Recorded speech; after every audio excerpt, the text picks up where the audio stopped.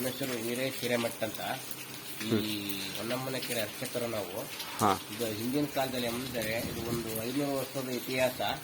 ಮಲ್ಲನಕೆರೆ ಮಲ್ಲನಗೌಡ್ರು ಅಂತ ಈ ಗ್ರಾಮದಲ್ಲಿ ವಾಸ ಇದ್ದಾಗ ಅವ್ರಿಗೊಂದು ಜನಪರ ಕೆಲಸ ಮಾಡ್ಬೇಕು ಅನ್ನೋದು ಆಸೆ ಬರುತ್ತೆ. ಅವಾಗ ಒಂದು ಒಳ್ಳೆ ಸಮಯದಲ್ಲಿ ಕೆರೆ ತೋಡಿಸಿದಾಗ ಕೆರೆಯಲ್ಲಿ ನೀರು ಬರೋದಿಲ್ಲ. ಅವಾಗೇನಪ್ಪ ಅಂದ್ರೆ ಅವರಿಗೆ ಕೆರೆ ತೋಡಿಸಿದಾಗ ಕೆರೆಯಲ್ಲಿ ನೀರು ಬರಲಿಲ್ಲ ಅಂದಾಗ ಒಂಥರ ಮನಸ್ಸಿಗೆ ಅಸಮಾಧಾನ ಆದಾಗ ಮಲಗಿದಾಗ ಅವರಿಗೆ ದೇವತೆ ಪ್ರೇರಣೆ ಆಗುತ್ತೆ.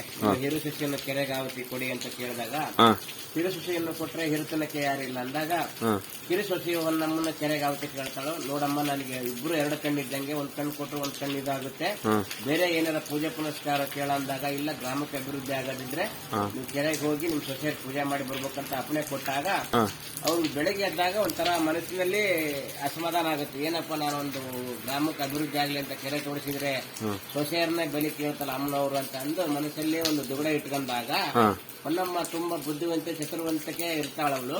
ಅವಾಗ ತನ್ನ ಮಾವನವರನ್ನ ಕೇಳ್ತಾಳೆ, ಯಾಕೆ ನೀವು ಎಂದಿನಂತೆ ಚಟುವಟಿಕೆ ಇಲ್ಲ, ಮಂಕಾಗಿದ್ದಿರಲ್ಲ ಅಂದಾಗ ಹಿಂಗಮ್ಮ ನನಗೆ ರಾತ್ರಿ ಕನಸು ಬಿದ್ದು ಹಿಂಗೆ ಕೆರೆಗಾರ ಅಂತಂದ್ರೆ ದೈವಾಪಣೆ ಆಯ್ತು ನಿಮ್ಗೆ ಹೇಳೋದು ಬಿಡೋದು ಅಂತಂದು ಮನಸ್ಸಿನಲ್ಲಿ ದುಗಡ ಇಟ್ಕೊಂಡಿದ್ದೆ ಅಂತ ಅಂದಾಗ ಇಲ್ಲಕ್ಕ, ಇಲ್ಲ, ಗ್ರಾಮಕ್ಕೆ ಅಭಿವೃದ್ಧಿ ಆಗೋದಿದ್ರೆ ಕೆರೆಗೆ ಹೋಗಿ ಪೂಜೆ ಮಾಡಿ ಬರ್ತೇನೆ ಅಂತಂದು ಒಪ್ಕೊಂತಾಳ. ನಿನ್ ಇಷ್ಟ ಅಂತ ಹೇಳ್ತಾರ. ಅವಾಗ ಏನಪ್ಪ ಅಂದ್ರೆ ನನ್ನ ತಂದೆ ತಾಯಿ ಮನೆಗೆ ಹೋಗ್ಬಿಡ್ತೇನೆ ಅಂತ ಹೇಳ್ತಾಳ. ಹೋಗಿ ಬಾರವ ಅಂತ ಹೇಳ್ತಾರ. ಅಲ್ಲಿ ತಂದೆ ತಾಯಿಗೆ ಹೇಳ್ತಾಳ ಅವಳು, ನನ್ನ ಮಾವನವರು ಅತ್ತೆ ಮಾವ ಬೇರೆ ಇರ್ತಾರಂತ ಹೇಳ್ತಾಳೆ. ಈ ವಿಚಾರ ಹೇಳಿದ ಕೆರೆಗೆ ಆವತಿ ಕೊಡ್ತಾರಂತ ಹೇಳೋದಿಲ್ಲ. ಅವಾಗ ಏನಪ್ಪಾ ಅಂದ್ರೆ ಮಗಳಿಗೆ ಒಂದು ಹಣಕಾಸಿಂದ ಒಂದು ಒಳ್ಳೇದನ್ನ ಮಾಡಿಕೊಡ್ತಾವಮ್ಮ, ನೀ ಏನ್ ತಲೆ ಬಿಡ, ಹೋಗ್ಬಾ ನೀನು ಅಂತ ಹೇಳ್ತಾರ ತಂದೆ ತಾಯಿಗಳು. ಅವಾಗ ಗೆಳತಿ ತಾಯಿ ಹೋಗಿ ಹೇಳ್ತಾಳ, ಹಿಂಗೆ ನನ್ನ ಕೆರೆಗೆ ಆವತಿ ಕೊಡ್ತಾರಂತ ಹೇಳಿದಾಗ ಅವಳು ತುಂಬ ಹೃದಯದಿಂದ ದುಃಖದಿಂದ ಗೆಳತಿ ಹರಿಸಿ ಕಳಿಸ್ತಾಳೆ. ನಿನಗೆ ಒಳ್ಳೇದಾಗುತ್ತೆ, ನಿನ್ನ ಹೆಸರು ಅತಿಮಾರವಾಗಿರುತ್ತೆ, ಇಲ್ಲಿ ಕೆರೆಗೆ ಹೋಗಿ ಪೂಜೆ ಮಾಡಿ ಬಾ ಅಂತಂದು ಅಪ್ಪಣೆ ಕೊಟ್ಟಾಗ ಗ್ರಾಮಸ್ಥರೆಲ್ಲ ಸೇರಿ ಕೆರೆಗೆ ಹೋಗಿ ಪೂಜೆ ಮಾಡಿ ಬಾಗಿನ ರಕ್ಷಿ ಊಟ ಮಾಡಿ ಮೇಲೆ ಬಂದಾಗ ಅಲ್ಲಿ ಮುತ್ತಿದ ಸಂಕೇತ ಕಳಸ ಇಟ್ಟಿರ್ತಾರೋ. ಆ ಕಳಸವನ್ನು ಹೋದ ಹೊನ್ನಮ್ಮ ಕಳಸವನ್ನು ಇಟ್ಕೊಂಡಾಗ ಜಲೋದ್ಭವ ಆಗುತ್ತೆ. ಒಂದೊಂದೇ ಮೆಟ್ಲು ಬಂದಾಗ ಕೆರೆ ಒಳಗೆ ಲೀಲವಾಗಿ ಪ್ರಾಣ ಬಿಡ್ತಾಳು. ಅದಕ್ಕಿಂತ ಮುಂಚಿತವಾಗಿ ಏನಪ್ಪಾ ಅಂದ್ರೆ ಇದು ಬಾಗಿನ ಬಂಗಾರದ ಕಲ್ಲು ಅಂತ. ಇಲ್ಲಿ ಏನಪ್ಪಾ ಅಂದ್ರೆ ಅಮ್ಮನವರು ಕೆರೆಗೆ ಆವತಿ ಆಗೋದಕ್ಕಿಂತ ಮುಂಚೆ ತಮ್ಮ ಒಡವಿನಲ್ಲೇ ಕೆಲ ಮೇಲೆ ಇಟ್ಟಿದ್ರು. ಈ ಜನಸಾಮಾನ್ಯರು ಮದುವೆ, ಒಂದು ಗೃಹ ಪ್ರವೇಶ, ಒಂದು ಒಳ್ಳೆ ಕಾರ್ಯಗಳಿಗೂ ಉಪಯೋಗಿಸಿ ತಂದಿಡ್ತಿದ್ರು.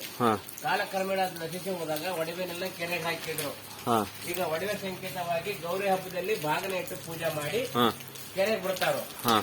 ಕೆರೆಗೆ ಬಿಟ್ಟಾಗ ಅಮ್ಮನವರಿಗೆ ಇಲ್ಲಿ ಬಂದು ಹರಿಸ್ಕೊಂಡ್ರೆ ಮಕ್ಕಳಾಗಿದ್ದರಿಗೆ, ಮದುವೆ ಆಗಿದ್ದರಿಗೆ ಒಂದು ಒಳ್ಳೇದಾಗ್ಲಿ ಅಂತಂದು ಅಮ್ಮನವರಿಗೆ ಒಂದು ಪ್ರಾರ್ಥನೆ ಮಾಡಿ ಹೋದ್ರೆ ಅವರ ಕುಟುಂಬಕ್ಕೆ ಒಂದು ಒಳ್ಳೇದಾಗುತ್ತೆ. ಅಮ್ಮನವರಿಗೆ ಸೀರೆ ಕೊಡೋದು, ತಾಳೆ ಕೊಡೋದು, ಅವ್ರ ಮನಸ್ಸಿನಲ್ಲಿ ಏನಿದೆ ಇರುತ್ತೆ ಅದು ತಂದು ಅಮ್ಮನವ್ರಿಗೆ ಹರಿಸಿ ಪೂಜೆ ಮಾಡಿಸ್ಕೊಂಡು ಅವರವರು ಕಾಣಿಕೆಯನ್ನು ಕೊಟ್ಟು ಪೂಜೆ ಮಾಡಿಸ್ಕೊಂಡು ಹೋಗ್ತಾರೆ.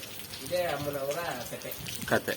ಸರಿ ಭಟ್ರೆ, ನಾನು ಇನ್ನೊಂದ್ಸರಿ ಬಂದು ವಿಡಿಯೋ ಮಾಡ್ತೀನಿ. ವಿಡಿಯೋ ಬಂದಾಗ ನಮ್ಗೆ ಈ ಮಾಹಿತಿ ಸಾಲದು, ಇನ್ನೊಂದ್ಸರಿ ಸ್ವಲ್ಪ ಮಾಹಿತಿ ಚೆನ್ನಾಗಿ ಕೊಡ್ಬೇಕು. ಕೆರೆ ಇದೆ ಅಲ್ಲ ಭಟ್ರೆ? ಹೌದೌದು, ಇದೇ ಕೆರೆ ಅಲ್ವಾ? ಹೌದೌದು.